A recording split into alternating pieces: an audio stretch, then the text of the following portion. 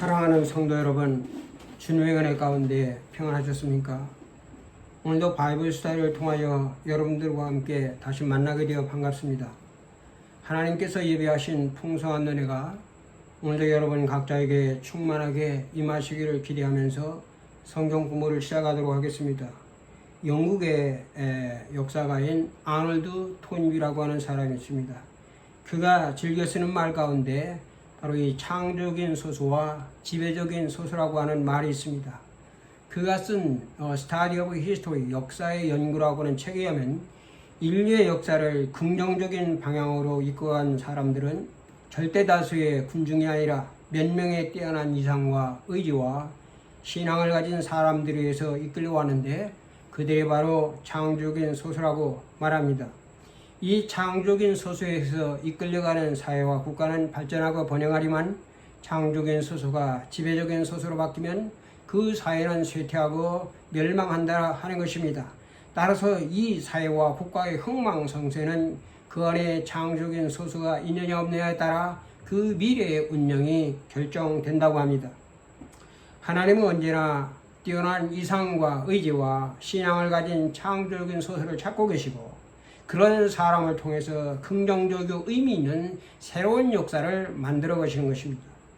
이 토인비의 말은요, 크게는 우리 국가와 사회에 해당하는 말인 동시에 작게는 우리 교회들에게 해당하는 말이라고 생각을 합니다. 이러한 관점에서 오늘 사는 우리는 아무런 꿈과 비전과 도전이 없이 그럭저럭 살아가는 절대다수의 군중이 되지 말고 하나님과 역사 앞에서 부끄러움이 없는 흔적을 남기고 의미 있는 삶을 살아가는 창조적인 소수가 되어야 할 것입니다. 나는 성경 공부에 참여하는 여러분 모두가 하나님이 교회에 꼭 필요한 반드시 있어야만 되는 없어서는 안 되는 창조적인 소수가 되시기를 기대합니다. 기도하겠습니다. 호흡이 있는 자마다 하나님을 찬양하라. 선포하신 전능하신 하나님 아버지, 날마다 그리고 숨쉬는 매 순간순간마다 하나님께서 동행하시고 우리의 발걸음을 선한 길로 인도해 주심으로 말미암아 재난 많고 어려움 많은 이 세상에서도 오늘까지도 아무런 해받지 아니하고 건강한 모습으로 살아올 수 있도록 지켜주신 것을 진심으로 감사합니다. 오늘도 주의 은혜를 감사하면서 바이블 스터디에 모여서 하나님의 말씀을 배우는 소중한 시간을 갖습니다.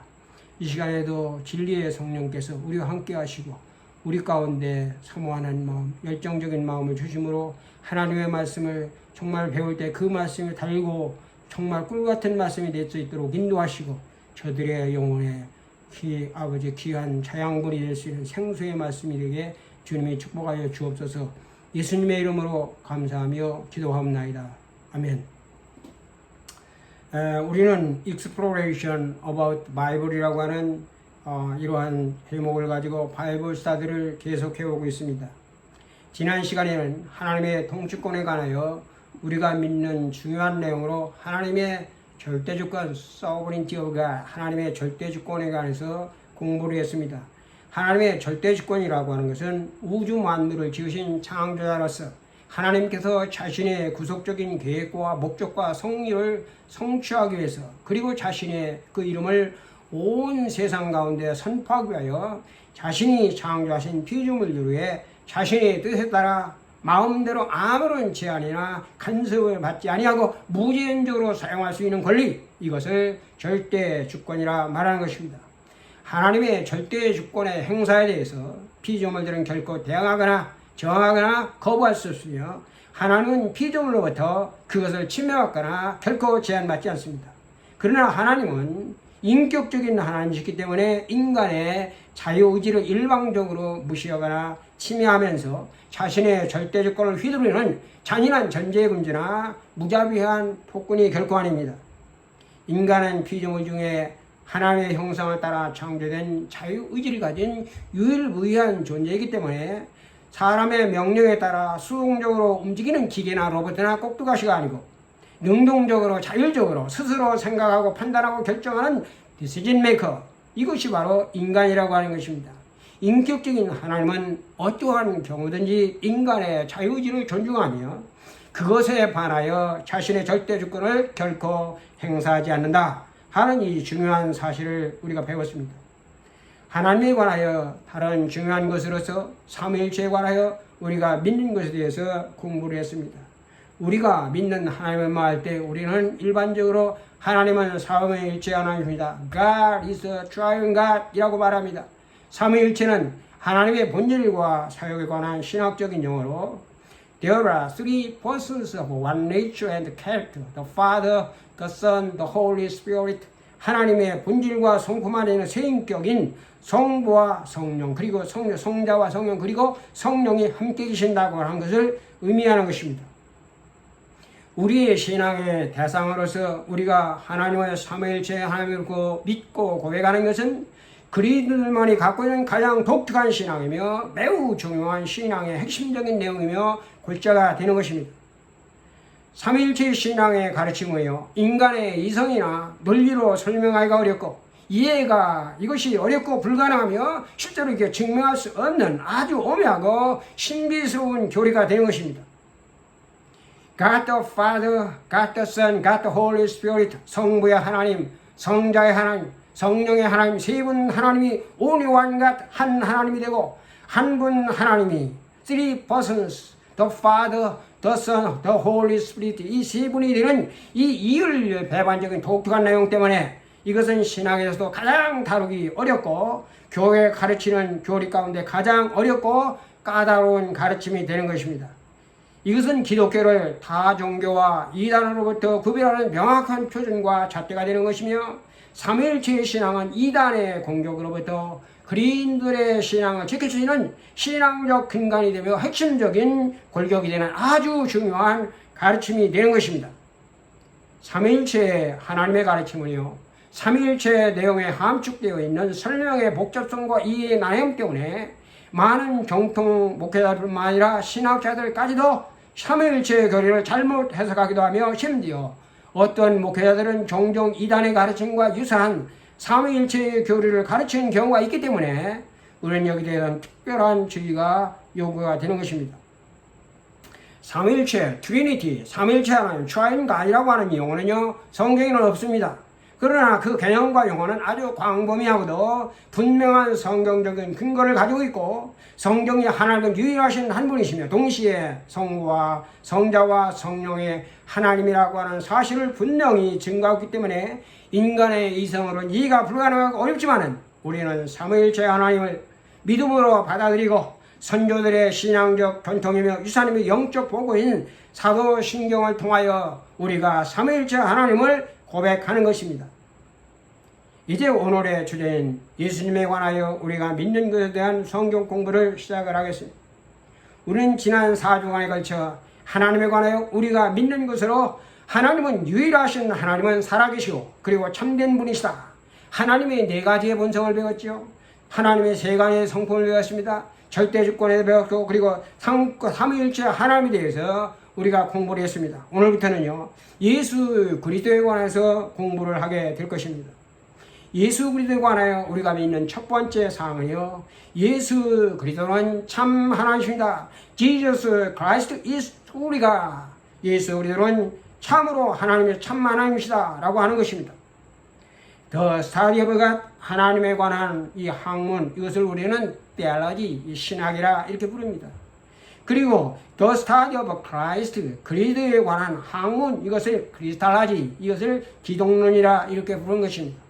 여러분, 신론에는 하나님은 어떠한 분이신가, 그리고 하나님은 무슨 일을 하셨는가 하는 것을 문제를 다룹니다.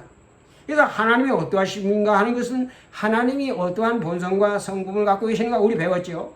후자는 하나님께서 하시는 사역이고 우리 배워 창조 사역이죠. 이런 문제를 다룹니다. 우리는 하나님에 관한 이 성경 공부를 통해서 하나님이 본질상 스스로 존재하시는 자존성, 그리고 영원히 존재하는 영원성, 그리고 불변하신 불변성, 어느 곳에도 안 계신 곳이 없는 무소부재한 편재성을 갖고 계시며 전지전능하신 하나님은 완전한 지식과 완전한 지혜뿐만 아니라 완전한 선하신 그리고 모든 일에 완벽하시다는 성품을 갖고 계심을 우리가 배웠습니다. 하나님은 전지전능하신 완전한 지식과 지혜로 신묘막측한 우주 만물을 계획하고 설계하여 말씀 한마디로 창조하시고 광활하고 복잡하게 운행하는 우주를 한치의 실수나 오류가 없이 정확하게 작동하도록 주관하고 만물의 영장이며 소우주라 불리는 인간을 우주 만물 가운데 창조했습니다. 그리고 그가 지으신 모든 세계와 그리고 인간들에게 완전하신 사랑과 선하심과 인자심으로 베푸심으로 말미암아 인간이 어떻게 하나님을 믿고 감사하고 찬양하고 경배하고 영광을 돌리는 삶을 살아야 하는지를 우리에게 가르쳐 주는 것입니다. 크리스탈로지 기독론은요, 그리스도에게 초점을 두고 그에 관하여 연구하는 학문이기 때문에 언제나 이것은 기독교의 중심적이며 본질적인 신앙이 되는 것입니다. 크리스티애니티, 바로 기독교라고 하는 것은 모든 신앙은요, 기독론적인 신앙에서 유리하고 의존하는 것입니다. 기독교는요, 예수 그리스도의 이름으로부터 태동하였기 때문에 예수 그리스도 중심이며 그리스도가 없는 기독교, 크리스티애니티 without Christ, 그리스도가 없는 기독교는 존재할 수가 없는 것입니다. 그리스도는요, 진리시며 하나님의 말씀이기 때문에 기독론은 인간 지식의 기반이며 이게 중심이 되는 것입니다. 그래서 세계적인 신학자였던 디트리히 보네포라고 하는 사람은 기독론을 가리켜서 말씀 중에 말씀이며 학문 중에 학문이고 하나님의 말씀의 말씀이며 따라서 최고의 학문이다라고 아주 그 중요성을 역설을 했습니다. 예수 그리스도에 관한 참된 이해는요, 인간의 지식과 삶의 전 영역에 걸쳐 아주 중대한 영향력을 미칩니다. 그래서 사도 바울뿐만 아니라 예수님의 제자들 그리고 수십여 개의 인류에 이르기까지 그들의 인생관과 세계관에 많은 변화를 일으켰습니다. 그 중에 사도 바울은요, 예수 그리스도에 완전히 변화된 자기 자신의 삶을 오늘 빌립보서 3장 11절 이하에서 말씀을 하고 있습니다. 만일 누구든지 다른 이가 육체를 신뢰할 것이 있는 줄로 생각하면 나는 더욱더 그러하다. 내가 8일 만에 할례를 받았고 이스라엘 족속이요 베냐민 지파요 히브리인 중에 히브리요 율법으로는 바리새인이요 열심으로는 교회를 비박하던 자요 율법의 의로는 흠이 없는 자로다. 그러나 무엇이든지 내게 유익하던 것을 내가 그리스도를 위하여 다 해로 여길 뿐더러 또한 모든 것을 해로 여기는 것은 주 예수 그리스도를 아는 지혜가 가장 고상하기 때문이야. 내가 그를 위하여 모든 것을 잃어버리고 배설물로 여기면 내 주 예수 그리스도를 아는 지식이 가장 고상함이라고 그는 그렇게 기록을 하고 있습니다. 기독론은요, 그리스도는 누구신가? 즉 그는 사람의 아들인가? The Son of Man, 사람의 아들인가? 혹은 하나님의 아들인가? The Son of God 하는 문제를 주로 예수 그리스도의 품성과 인격에 관한 문제를 다루는 학문입니다. 그래서 그리스도는 무슨 일을 하셨는가? 이 사역에 관한 의미하는 이 구원론과 구분해 소테리올로지와 이 구분해서 기독론을 말씀을 합니다. 기독론은요, 신약시대의 오순절 성령 충만으로 예수님의 부활을 경험한 사람들이 전파했던 복음의 핵심적인 메시지인 캐리그마, 그것은 예수 그리스도는 주시다. 예수는 그리스도이다. 예수 그리스도는 주시다라고 하는 신앙 고백을 밝히는 가르침이 되는 것입니다. 엠마오 도상의 슬픔과 수심에 쌓인 모습으로 무언가를 진지한 대화를 주고받으며 걸어가는 두 제자에게 부활하신 주님이 함께 동행하시며 이렇게 묻습니다. 너희가 서로 지금 주고받는 이야기의 내용이 무엇이냐? 이렇게 물을 때 글로바라고 하는 사람이 이렇게 대답합니다. 당신이 예루살렘에 오고 하면서 그녀를 거기서 된 일을 알지 못하느냐? 이게 무슨 일이냐? 나사렛 예수의 일이니 그는 하나님과 모든 백성 앞에 말과 일에 능하신 선지자니었거늘 우리 대세양들과 관원들이 사형 판결에 널겨 십자가에 못 박았느니라. 우리는 이 사람이 이스라엘을 구속할 자라 이렇게 바랐다. 이렇게 누가복음 24장 16절 21절에 말합니다. 그의 말에 의하면 나사렛 예수가 십자가에 못 박혀 죽으신 이 사건은 당시에 사람들 사이에 최고의 이슈이며 최대의 화제였음을 짐작할 수가 있는 것입니다. 그것은 예수께서 십자가에 못 박히기 전에 유대와 사마리아 그리고 온 지역을 다니면서 천국 복음을 전파하시면서 자기를 따르는 수많은 사람들에게 나는 하나님의 아들이다. 내가 메시아다. 나는 부활이요 생명이다. 나를 믿으라. 그리하면 구원받고 영생을 얻으려고 말씀하셨는데 그렇게 말씀하시던 그가 십자가에 못 박혀서 무능력한 모습에 처참하게 죽어가는 그러한 광경을 그들이 목격했기 때문에 그렇다 하는 것입니다. 아마도 그것은 그를 믿고 따르던 사람들에게 엄청난 충격과 실망과 슬픔이었을 것입니다. 어쩌면 그때까지 주님을 믿고 따르던 대부분의 사람들이, 그리고 이스라엘 모든 사람들, 이스라엘 지역의 모든 사람들 사이에 그는 정말 메시아였을까? 아니면 거짓말장에서 하는 의구심을 갖게 하였을 것이고, 그것이 바로 사람들 사이에 설왕설래하는 화제의 내용이었을 것입니다. 2000년이 지난 오늘날에도 예수 그리스도는 누구신가 기독론적인 이 주제는요, 여전히 세상 사람들의 관심과 화제의 중심에 서 있고, 그가 다시 이 세상에 오실 때까지 이것은 회자될 영속적인 퍼머넌트 이슈가 될 것입니다. 예수의 공생의 기간 동안에 예수님을 따라다니는 수많은 무리 인산인을 쫓아가는 수많은 추종자들이 있었습니다. 이 사람들은요, 예수가 누구실까에 대한 다양한 견해를 갖고 있었습니다. 그래서 그들은 예수 그리스도를 가리켜서 유대교의 랍비다, 이게 율법의 말씀을 가리켜서 선생이다, 이게 유대교의 랍비다, 주시 랍비.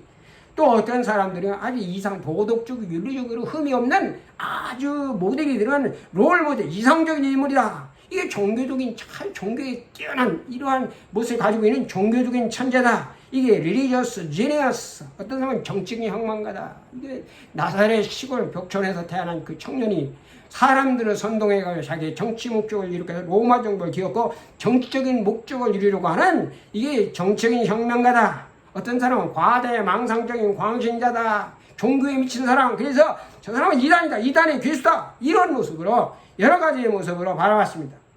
이러한 묘사들은요, 예수님께서 제자들에게 사람들이 나를 누구라 할 때 제자들이 한 대답과 별반 다르게 비슷해서 더러는 세례 요한, 더러는 엘리야, 더러는 에레미야, 더러는 선지자 중 하나라고 말하는 이러한 대답과 별반의 차이가 없습니다. 이러한 표현들이요, 전혀 진정성이 없는 것은 아닙니다. 어느 정도 예수의 모습과 부합이 되는 측면도 있지만은 이것은 중립적이고 초연한 입장에서 방관자들의 대답, 중립적이고 초연한 입장에 던진 방관자들의 대답이기 때문에 이것은 세상 사람들의 견해에 불과할 뿐입니다. 그러나 인류의 구속을 위해서 십자가에 못 박혀야 되는 중대한 사건을 앞두고 예수께서는 지난 3년 동안 함께하면서 가르친 제자들의 생각을 듣기를 원하셨습니다. 그래서 묻습니다. 너희는 나를 누구라 하느냐? 이 질문에 오늘 베드로가 대답합니다. 주는 그리스도시요 살아계신 하나님의 아들이십니다. You are the Christ, the Son of the living God. 아주 정확한 기독론적인 답변을 하였습니다. 베드로의 이 대답은요, 예수님의 공생에 관한 최종적인 평가의 성격을 반영하는 아주 보석 같은 중대한 고백인 것입니다.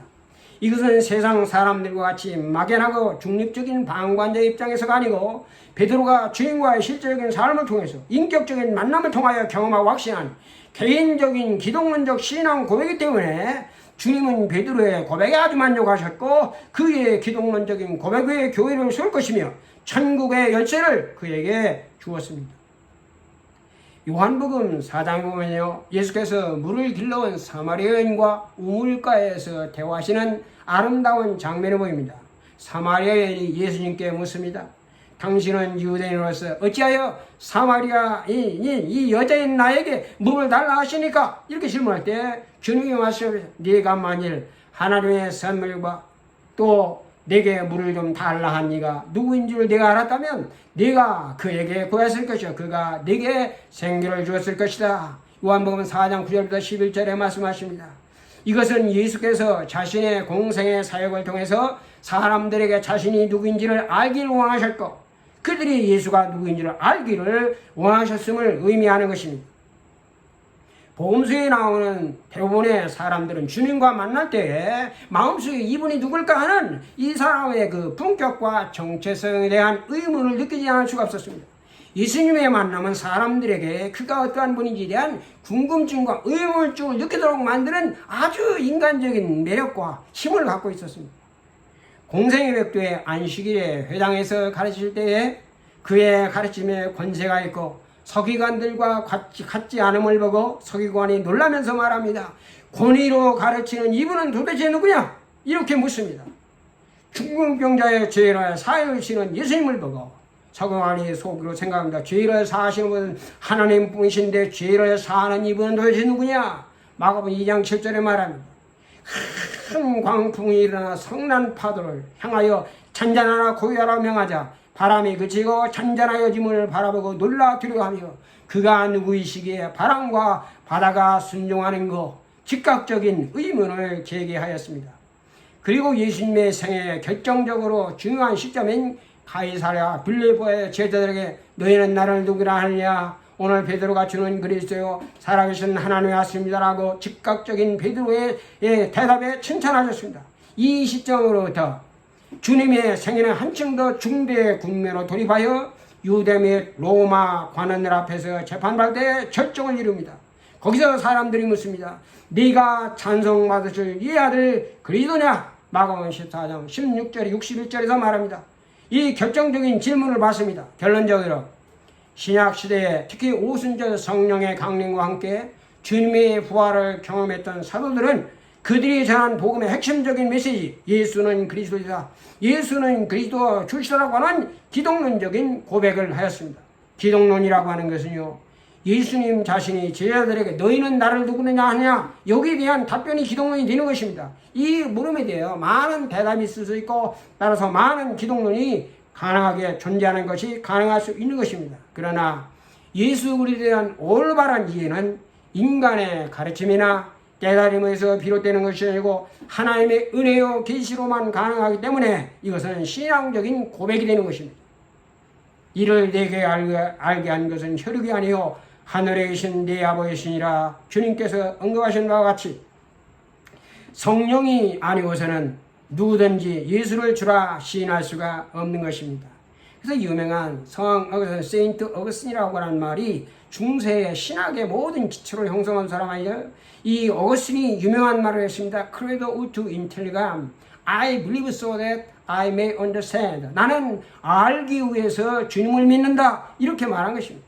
이 말한 것처럼 예수님이 누구인지를 가장 올바로 아는 것은 배움으로서 깨달음으로서 아니고 하나님의 은혜로 계신 믿음으로 알고 고백하는 것입니다. 그래서 오늘 주님은 가장 정확한 기독론적인 신앙 고백을 한 베드로를 향하여 내가 복이 있다, 이렇게 말씀을 하였습니다. 오늘의 주제인 예수님에 관하여 우리가 믿는 것, 이 첫 번째 사항으로 예수 그리스도는 참 하나님이다 라고 하는 것을 살펴보겠습니다. 기독론의 핵심적인 주제는요, 예수 그리스도가 참 하나님이신가 아니면 예수 그리스도가 참 인간이신가 하는 것을 문제가 하는 이러한 문제에 있습니다. 무엇보다도 우리는 예수 그리스도가 하나님의 예수 그리스도가 참 하나님이신 것을 저는 분명히 믿습니다. 예수님의 공생애적인 삶을 기록한 성경을 가르쳐서 우리는 복음서라 부릅니다. 여기에는 네 권의 복음서들이 있는데요. 그 처음 세 권은 마태, 마가, 누가복음이고 네 번째 복음은 우리는 요한복음이라 이렇게 말합니다. 이들 세 복음서를 합해가지고 우리는 공관복음이나 시납티카스페 공관복음이라고 요한복음을 따로 분류해서 제4복음이다 이렇게 말합니다. 마테마가 누가를 가리켜서 우리가 공관복음이라고 하는데 이 공관은 시납티카스피라고 해서는 함께 본다, sing together, 함께 본다는 뜻으로 마태와 마가, 누가 세 사람이 예수님의 공생의 삶을 동일한 시각과 관점에서 주로 예수님의 인간적인 측면, 다시 말해서 휴머니티, 인성에 초점을 두고 기록하였기 때문에 그렇게 부르는 것입니다. 그들과는 달리 요한의 시각과 관점은 예수님의 공생을 주로 신적인 측면, 디비니티, 신성에 맞춰서 기록하였기 때문에 네 번째 복음으로 부르는 것입니다. 그러나 이 요한복음과 공관복음은 서로 분명히 다르지만은요, 서로 맞물려 있는 그러한 부분도 있어서 예수님을 바라보고 이해하는 시각을 오히려 우리에게 아주 풍부하게 해줍니다. 공관복음이라 해도 마태복음의 시각이 있고 마가복음의 시각이 있고 누가복음의 시각이 있고 요한복음의 시각이 있는 것입니다. 이들은 각자 상호 보완적인 역할로 복음서의 예수님으로 우리를 안내하며 예수님이 누구신지 다양한 시각과 관점에서 바라보고 이해하도록 도와줘서 예수 그리스도가 참 하나님이시며 동시에 참 사람이심을 우리로 하여금 믿게 만들어 주는 것입니다. 공관복음과 요한복음이 보여주는 바와 같이 우리가 복음서들을 읽으며 예수 그리스도에 관해 생각할 때 기독론의 중심적인 두 가지의 측면을 항상 생각해야 합니다. 하나는 참 사람으로서의 예수 그리스도의 지상생에서의 삶입니다. 우리는 이것을 가리켜 그리스도의 휴머니티, 인성이라 부릅니다.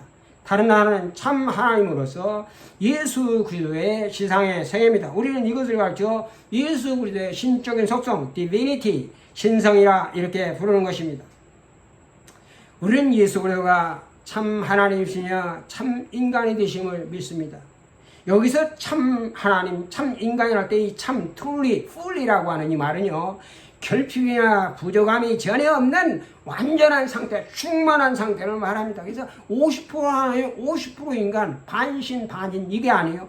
하나님은 완전한 100% 하나님, 그리고 100%의 인간을 의미하는 것입니다. 하나님의 완전한 속성과 성품을 가진 완전한 하나님이며 인간의 완전한 인간과 완전히 동일한 성정과 성품을 가지신 완전한 인간을 의미하는 것입니다. 성경은 복음사들을 통해서 특별히 요한복음을 통해서 하나님이 예수 그리스도가 참 하나님이시라고 하는 넘치는 말씀과 증거들을 우리에게 보여줍니다. 이것은 예수님에 관련된 명칭들이 있고요. 예언의 말씀과 그리고 지상에서의 사역, 부활과 승천 이러한 들을 통해서 예수 그리스도가 참 하나님 되심을 우리에게 증명해 줍니다. 그 첫 번째로 보세요. 예수님에 관련된 명칭들이 있습니다. 성경에는 예수 그리스도의 하나님 되심을 계시하는 많은 명칭들이 있어요. 그 중에 첫 번째가 주라고 하는 표현, the Lord라고 하는 표현이죠. the Lord. 예수 그리스도는 가장 빈번히 주님이다, 주라라고 이렇게 불려졌습니다. 이것은 신약 성경에서 667번이나 이렇게 사용되는데요. 신약 성경에서 이 주라고 하는 것, 큐리오스라고 하는 것은요, 구약 성경의 여호와에 해당하는 것으로 우주와 인간의 참된 주인이시며 주관자이신 하나님, 이러한 명칭이 the Lord라고 하는 이러한 표현이 되십니다. 이제 사도 바울은 그 유명한 빌립보서 2장 1절부터 11절의 유명한 말씀, 너희 안에 이 마음을 품으라. 곧 그리스도 예수의 마음이니 그는 근본 하나님과 본체시나 하나님과 동등됨을 취할 것으로 여기지 않으며 오히려 자기를 비워 종의 형체를 가져 사람들과 같이 되었고 사람들의 모양으로 나타났으며 죽기까지 복종하였으니 곧 십자가에 죽으심이라. 그러므로 하나님께 그를 지극히 높여 하늘에 있는 것들과 땅에 있는 것들과 땅 아래에 있는 모든 사람들로 하여금 그 예수의 무릎을 꿇게 하시고 모든 사람들의 입으로 말미암아 예수 그리스도를 주라 함으로 말미암아 하나님 앞에 영광을 돌리게 하셨느니라고. 오늘 사도 바울은 예수 그리스도의 이름이 이 세상에 가장 뛰어나고 그 모든 이름 앞에 천하의 모든 무릎이 꿇게 하고 모든 힘으로 예수 그리스도를 하나님 주라 시인하게 했다고 우리 주의 예수님의 하나님 되심을 아주 높게 찬양하고 있습니다. 로마서 10장 9절에도 사도 바울은 말합니다. 내가 만일 내 입으로 예수를 주로 시인하며 마음으로 믿으면 구원을 얻으리라 말씀하여 예수가 주 하나님 되심을 언급하여 주고 있습니다. 누가복음 5장에서는요, 예수께서 물고기를 생어 잡아 생업으로 하는 어부 시몬을 잃어버린 영혼을 구원하는 사람 낚는 복음 전도자로 부르시는 아주 이 역사적인 장면이 마치 한 폭의 그림처럼 아름답게 묘사되어 있습니다.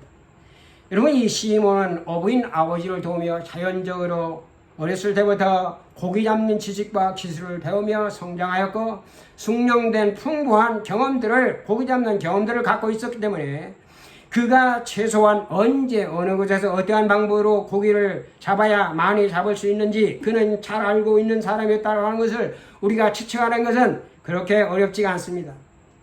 지난 밤에도 동료들과 함께 만선의 기대를 가지고 밤새도록 열심히 수고하며 그물을 던졌습니다. 그러나 시몬의 말에 의하면 한 마리도 잡지 못했습니다. 선생이여, 우리들이 밤이 맞도록 수고를 하였으되 잡은 것이 없지만은 Master, we worked hard all night but haven't caught nothing. haven't caught anything. 우리는 아무것도 잡지 못했습니다. 한 마리도 잡지 못했다니 이게 무엇이 잘못된 것입니까? 그들이 어부 생활에서 가장 부끄러운 하루였을 것입니다. 우리는 그 원인을 잘 모릅니다. 그러나 분명한 것은요, 그들은 몹시 지쳐 있었고 마음이 매우 상해 있었을 것이라고 하는 것은 분명합니다.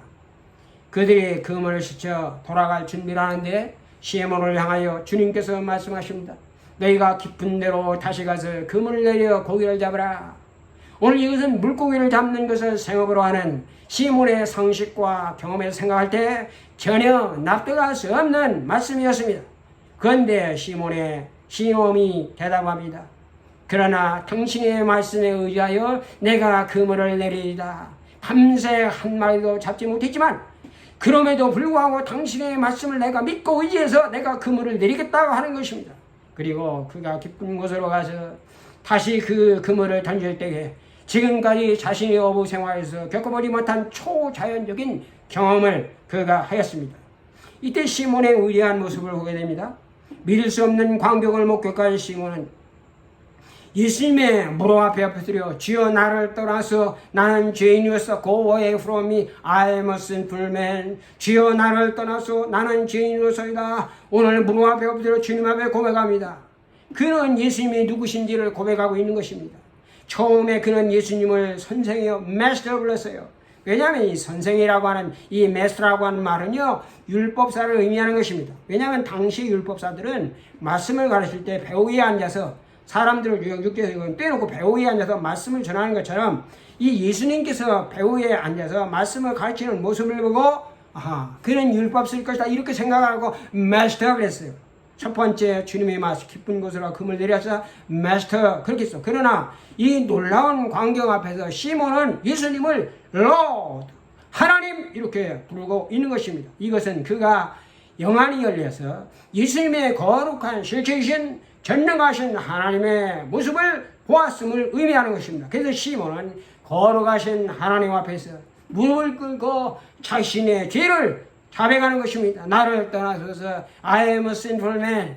여러분 주님은 이 시몬의 위대한 믿음을 보시고 무서워 말라. 이제 후로는 내가 사람을 낚으리라. 내가 자고 제자로 삼아 한 번에 수천 명씩 잃어버린 영혼을 낚는 위대한 사도로 쓰임을 받았고 마지막에 로마 네로 황제의 대박회 때에 십자가에 거꾸로 못 박여 장렬하게 순교를 했습니다. 두 번째로요 하나님의 아들이 있습니다. 예수께서 하나님의 아들로 이렇게 자주 불렀어요. 그래서 이 신약성경에 이게 125회나 사용됐다고 하는데요. 여러분 이것은 단순한 존칭이 아닙니다. 이것은 신성 디비니티 신성을 가지신 분을 부를 때 하나님의 아들이다 이렇게 부르는 거예요. 그 대표적인 예가 예수님께서 마귀에게 시험할 때 네가 만일 하나님의 아들이라면 이 돌을 가지고 떡덩이가 되게 해라. 이 말씀은 마귀가 바로 예수 그리스도가 하나님의 아들로 인정한 것이 되는 것입니다. 여기서 예수님이 하나님의 아들이라고 하는 것은요 하나님의 누구와 결혼해서 낳은 아들이 아니고 더욱이 마리아와 관계를 가져가지고 아들을 낳은 것이 아니라 전능하신 하나님의 능력 안에서 성령으로 잉태되어 나온 것입니다. 그래서 누가복음 1장 35절에 성령이 내게 임하시고 지극히 높으신 이의 능력이 너를 덮으시리니 이름으로 나실 바 거룩한 이는 하나님의 아들이라 일컬어지리라고 이것은 예수께서 하나님의 참 아들 되심을 확증해주는 말씀이 되는 것입니다. 마태복음 14장 33절에는 바다 위를 걸어오시는 예수님께 진실로 하나님의 아들이다 제자들이 고백합니다. 그리고 요한복음 1장 14절에도 말씀이 육신이 되어 우리 가운데 거하심에 우리가 그 영광을 보니 독생자의 영광이요 은혜와 진리가 충만하더라. 오늘 사도 요한은 예수 그리스도가 말씀이 육신이 되신 참 하나님이심을 증거하고 있는 것입니다. 요한복음 5장 17절부터 18절에 예수 그리스도가 유대인들을 향하여 하나님을 자기 친아버지라 하여 자기를 하나님과 동등됨을 주장하자 하나님께 대한 신성 모독으로 간주하여 예수를 죽이고자 한 것입니다. 세 번째로는요 하나님이라고 하는 명칭 하나님이 예수님이 하나님의 아들이라고 하는 것을 의미하는 이 하나님 이 God이라고 하는 말을 예수님이 사람들이 그렇게 불렀어요. 그래서 요한복음 1장 1절에 보면 태초에 말씀이 계신 이 말씀이 하나님과 계신 이 말씀은 하나님이시라 이 말씀이신 이 말씀이 하나님이시라고 말씀이신 예수가 하나님이다 라고 말씀을 하고 있습니다. 요한일서 5장 20절에도 예수 그리스도가 참 하나님이며 영생이라고 말씀하십니다. 디도 2장 13절에도 예수 그리스도를 우리의 크신 하나님으로 묘사를 하고 있습니다. 무엇보다도 베드로와 그리고 도마의 아름다운 두 신앙 고백이 있죠. 주는 그리스도시요 살아계신 하나님이십니다. 마태복음 16장 16절 도마의 고백입니다. 나의 주님이시여 나의 하나님이십니다. 요한복음 20장 28절에서 토마가 말씀, 이 말씀 속에서 예수를 하나님으로 그들은 고백하고 있는 것입니다. 이처럼 성경은 예수가 참 하나님이심을 증거하고 있는 것입니다. 두 번째로 예수 그리스도의 신적인 속성과 관련된 표현들이 많이 있어요. 여러분 신적인 속성 배웠지요? 하나님은 영원하시다. 하나님은 능력에 제한이 없시다. 하나님은 변함이 없시다. 하나님은 모든 곳에 계시는 편재하시는 하나님이시다. 이것이 속성. 그러니까 예수 그리스도가 이러한 신적인 이러한 속성에 관련된 표현들이 많이 있어요. 예수께서 제자들에게 두세 사람이 내 이름을 모인 것에 나도 그들과 함께하리라 이렇게 말씀하시고 지상생의 마지막 말씀으로 지상 명령을 마태복음 28장 20절에서 내가 세상 끝날까지 너와 함께 있으라고 제자들에게 임마누엘의 약속을 하셨는데요. 이것은 보이지 아니하시는 영으로 시간과 공간에 제한 없이 항상 어느 곳에서든지 존재하시는 하나님만이 가능한 무소부지하신 편재성을 가신 하나님의 예수님의 신적 속성을 의미하는 것입니다. 구약의 선지자들은요 메시아의 영원성을 증거했습니다. 이전도 예수님 스스로가 자신의 영원성을 증거를 했습니다. 이사야 선지자는 말합니다. 예수 그리스도의 탄생을 예고하면서 그는 전능하신 하나님이시며 영존하시는 아버지라고 분명히 말씀했어요. 예수 그리스도의 출생장소인 베들레헴을 정확히 예언한 미가 선지자는 그의 근본은 상고에 영원에 있는 이라고 증거를 했습니다. 예수님의 대상기도로 유명한 요한복음 17장 그 5절에서요. 창세전에 그가 하나님과 함께 영화를 가졌던 자라고 하여 그가 세계 창조 영원전에 선재하였음을 말씀하고 있는 것입니다. 요한복음 1장 1절에서요. 태초에 말씀이 계시니라 하여 말씀이 예수 그리스도가 이 세계 창조 이전에 선재하신 분이었음을 언급하였고 성경의 마지막 책 요한계시록에는 예수님이 나는 알파요 오메가의 처음과 마지막이라 나는 처음과 시작과 마침이라고 요한계시록 22장 13절에 말씀하였고 요한계시록 1장 8절에도 나는 알파 오메가라 이제도 있었고 이제도 있고 전에도 있었고 장차 오실 전능하신 자라고 말씀하십니다. 이러한 모든 증언들은 전능하시고 무소부지하시며 불변하시는 영원하신 하나님의 신적 본성을 가지신 예수 그리스도가 이러한 신적 속성을 가신 분임을 우리에게 말씀하고 있는 것입니다. 예수께서는 실적인 통찰력과 또 신적인 지식을 가지고 계셨어요. 그래서 중풍병자의 믿음을 보시고 예수께서 그의 죄를 사하실 때에 오늘 이것을 하나님만이 죄를 사할 수 있다고 믿는 서기관이 속으로 주님의 이러한 행위를 신성모독으로 생각하고 있을 때에 주님께서 그의 마음을 보시고 너희가 어찌하여 마음에 악한 생각을 하느냐 그들의 생각과 마음을 아셨습니다. 예수께서 나다나엘이 빌립이 전도로 자기에게 왔을 때에 빌립이 너를 부르기 전에 내가 무화과나무 아래에 있을 때에 너를 보았노라. 요한복음 1장 48절에 말씀하시므로 그는 주님의 신적인 통찰력에 놀랐습니다. 특히 주님은 베드로에게 바다에 가서 낚시를 던져 오르는 첫 번째 물고기 입을 열면 거기에 금화가 있을 것이라고 마태복음 17장 27절에서 말씀을 하시므로 오늘 주님은 바로 이 모든 말씀은 예수께서 모든 것을 아시는 완전한 지식을 가신 완전한 하나님의 완전한 신적 지식을 가신 분임을 증명하고 있는 것입니다. 이제 세 번째로 성경은 예수께서 신적인 능력을 가신 자로 실질적인 신적인 능력을 가신 자로 증거를 하고 있습니다. 이 요한복음 2장은요. 예수님이 지상 생애 가운데 첫 번째 표적으로 가나의 혼인잔치에서 물을 포도주로 만드시는 이러한 기적입니다. 우리는 이 결혼잔치에서 포도주가 떨어졌을 때에 6통의 동을 항아리에 물을 9가을 채우라 명령하시는 주님의 말씀에 의해서 하인들이 순종하자 최상품의 포도주로 변했습니다. 이 말씀은요 창세기 1장의 사건을 우리에게 연상케 해주는 것입니다. 창조자로서 전능하신 하나님께서 빛이 있으라 let there be light 하실 때 즉각적으로 there was light 빛이 있었다고 말합니다. 공허와 혼돈과 흑암이 질서와 충만과 광명으로 변해던 것처럼 주님이 오늘 명령하시려 말씀하시자 즉각적으로 물이 포도주로 변하여 비어 있음이 가득 참으로 근심이 기쁨으로 바뀌었습니다. 사도 요한은 이것을 첫 표적이었다, first sign이었다라고 기록하는데, 그것은 예수 그리스도가 누구신가, 그리고 장차 예수 그리스도가 이 세상 지상사회에서 예수 그리스도가 어떠한 일을 할 것인가에 대해서 상징적으로 계시하는 말씀이 되는 것입니다. 이 표적은요, 예수 그리스도께서 태초에 성부 하나님의 창조에 함께했던 성자 하나님이시며 만물을 새롭게 하시는 창조적인 신적 능력을 소유하신 분임을 말씀하시는 것입니다. 솔로몬은 말합니다. 해 아래는 새 것이 없다고 전서 1장 9절에 말합니다. 그러나 사도 바울은 예수 그리스도 안에 있으면 새로운 피조물이라, 이전 것은 지나갔으니 보라 새 것이 되었다고 고린도후서 5장 17절에 말하면서 주님이 창조적인 신적 능력을 가지신 하나님이심을 선포하고 있습니다. 주님께도 친히 말씀하시길, 보라 내가 만물을 새롭게 한다고 계시록 21장 5절에 자신의 신적 능력을 증거하고 있습니다. 여러분, 요한복음 11장은요 부활의 말씀으로 유명합니다.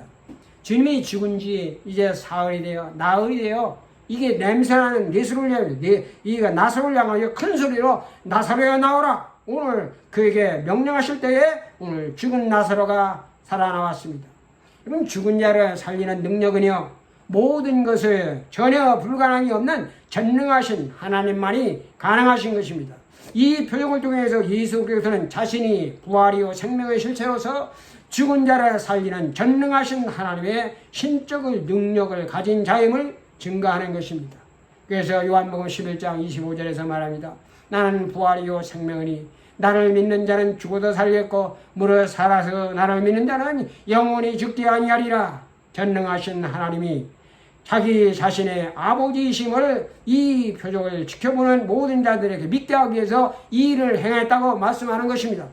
이 말씀을 하는 것은 둘러선 무리들을 위함이니 곧 아버지께서 나를 보내주신 것을 그들로 믿게 하려 하심이라고 오늘 요한복음 11장 41절에도 말씀을 하고 있습니다. 말하자면 자신이 하나님의 아들로서 죽은 자를 살리는 신적 능력이 있음을 증거하는 것입니다. 그러면 요한복음 6장의 전체는요 보리떡 5개와 물고기 2마리를 가지고 5,000명을 먹이신 오병이어의 사건을 오늘 기록하고 있는데요, 성경은 이것을 표적이다 라고 이렇게 말씀했습니다. 우리는 이것을 일반적으로 기적이라 이렇게 부르거든요. 그러나 기적과 표적은 전혀 의미가 다른 것입니다.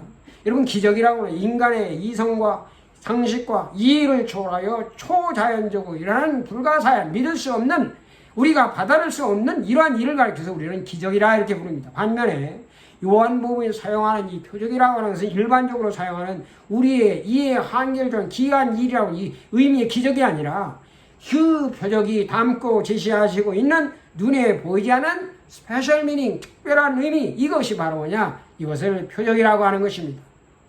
보리떡 5개와 물고기 2마리를 가지고 하나님께 감사하며 5,000명의 무리들에게 그들이 원하는 대로 마음대로 먹게 하고 12바구니를 남겼다고 하는 것은 오늘의 독자들이 이야기한 이게 태평양 바다에 물이 얼마나 되는지를 헤어보려는 것만큼이나 어려운 것입니다. 그러나 벨세다 왕의 식탁에서 이 사건을 목격한 사람들은 예수님이 누구신가를 믿을 수 있었고 믿어야만 됐습니다. 그러나 그들은 믿지 않았습니다. 그래서 예수님께서는 그들의 불신앙을 이렇게 말합니다. 너희가 나를 찾는 까닭은 표적을 본 까닭이 아니요 떡을 먹고 배부른 기적을 봤기 때문에 그렇다는 거예요. 표적을 본 까닭이 너희가 기적을 봤기 때문이다. 너희가 나를 보고도 너희는 믿지 아니하는다고 6장 36절에서 말씀하는 것입니다. 주님은 그들이 오병이어의 기적의 이면에 담겨진 전달하고자 하는 자신이 하늘에서 떡을 내리시는 전능하신 하나님과 동일한 신적 능력을 가지신 자요 자신을 믿는 자에게 영생을 주시기 위해서 하늘에서 오신 살아있는 떡이다 하는 것을 믿기를 원하셨던 것입니다. 그러나 오병이어의 기적을 체험했던 사람들은 예수께서 행하신 이 표적을 기적으로 보았고 예수께서 하나님께서 보내신 하늘에서 내려온 살아있는 떡이라 사람이 이 떡을 먹으면 영생하리라 말씀하실 때에 이는 요셉의 아들 예수가 아니냐 그 부모가 우리 가운데 있는데 자기가 어찌하여 지금 하늘에서 내려온 떡이라 하느냐 하며 예수님의 신적인 능력과 신성을 믿지 않았습니다. 요한복음에 나오는 7개의 표적들이 있습니다. 이 전부 다 이 사인, 표적이라고 했는데요. 모두 하나님의 아들로서의 신적인 능력을 가진 자기 자신의 영광을 나타내는 것이며 자신이 하나님께서 보내신 메시아요 하나님이심을 증거하는 수단으로서의 이적을 가리키는 것입니다. 그러므로 눈에 나타나는 현상, 이 상식과 이성으로 낙도할 수 없는 기적 같은 일을 할지라도 그 자체만으로 머물러서는 안 되고 그것을 담고 있는 눈에 보이지 않는 것에 그것을 바라보는 믿음의 눈을 우리가 가져야 한다 하는 것입니다. 이제 오늘 공부한 내용들을 한번 다시 정리함으로써 성경 공부를 마치려고 합니다. 기독교의 모든 신앙은 기독론된 신앙에서 유래하고 의존하는 것입니다. 기독교는 예수 그리스도의 이름으로부터 태동하였기 때문에 예수 그리스도의 중심의 신앙이며 그리스도가 없는 기독교는 결코 존재할 수가 없는 것입니다. 기독론은 예수 그리스도에 초점을 두고 그리스도는 누구신가, 즉 그가 사람의 아들인가 혹은 하나님의 아들인가 하는 문제를 다루는 것입니다. 예수께서 제자들에게 너희는 나를 누구라 하느냐 하는 질문에 주는 그리스도시요 살아계신 하나님의 아들이라고 하는 이 베드로의 답변이 이게 기독론에 대한 답변이 된다는 것입니다. 이것이 신약시대의 오순절 성령의 충만으로 예수님의 부활을 경험한 사도들이 전파했던 복음의 핵심적인 메시지인 예수는 그리스도시며 예수는 그리스도 주라고 하는 신앙적인 고백이 되는 것입니다. 예수님은 신성과 인성을 가지신 분이십니다. 다시 말하면 그리스도는 참 사람이며 참 하나님이십니다. 이 참된 인성과 참된 신성이라고 하는 두 본성이 한 인격 안에서 혼합되거나 혼돈되거나 분열되지 않고 하나로 결합되어 있습니다. 예수께서는 인류의 모든 죄를 짊어지시기 위해서 세상에 오신 완전한 인성을 가지신 참 인간이시며 동시에 하나님의 진노를 담당하시기 위해서 완전한 선성을 가진 참 하나님이십니다. 인류의 구원을 위하여 그리스도께서 지상생애 가운데 당겨진 하나님의 섭리와 격려는 정말 놀랍고 신비스러운 하나님의 은혜이며 사랑이며 축복이 되는 것입니다. 우리는 예수 그리스도는 참 하나님이시며 참 사람이시다. 예수 그리스도는 완전한 하나님이시며 완전한 사람이시다 하는 것을 분명히 믿습니다.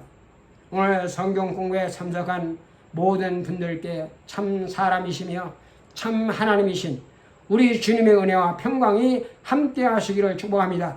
May the grace and peace of the Lord, truly God and truly man, be with everyone who takes part in this Bible study in Everlasting Gospel Church of Nazareth.